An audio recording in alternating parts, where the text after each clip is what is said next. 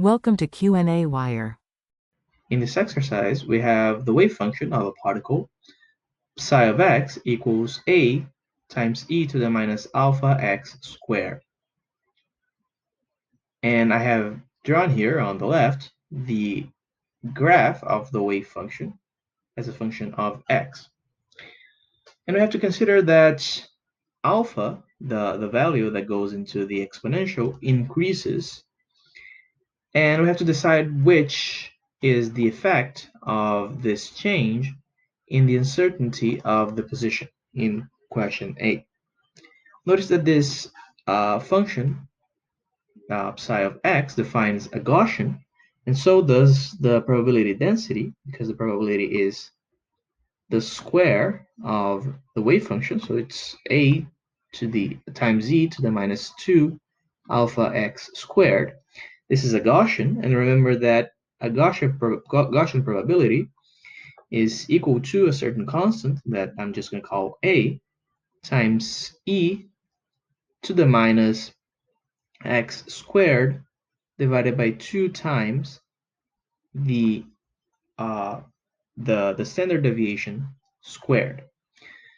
So notice that the uncertainty in the position is equal to the standard deviation of the probability density, which means that the uncertainty in the position is proportional to actually the uncertainty squared.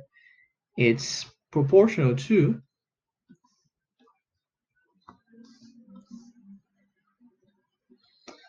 1 over alpha, which means that the uncertainty is proportional to, and we're just going to write it as c, a certain constant, divided by the square root of alpha. So this means that if we increase the value of alpha, then the uncertainty itself decreases. So the uncertainty in position decreases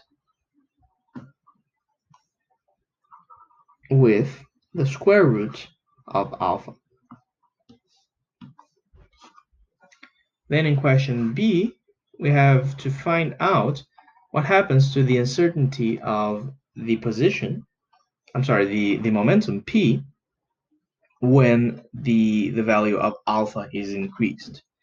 Notice that due to the Heisenberg's uncertainty principle, delta P times delta X is greater or equal than h bar divided by 2. So this means that delta P and delta X are inversely proportional. So if by increasing alpha, we are decreasing the uncertainty in the position delta X, so we are decreasing it, then necessarily we must increase the value of delta P. So as alpha increases, so does delta P. And this concludes our exercise.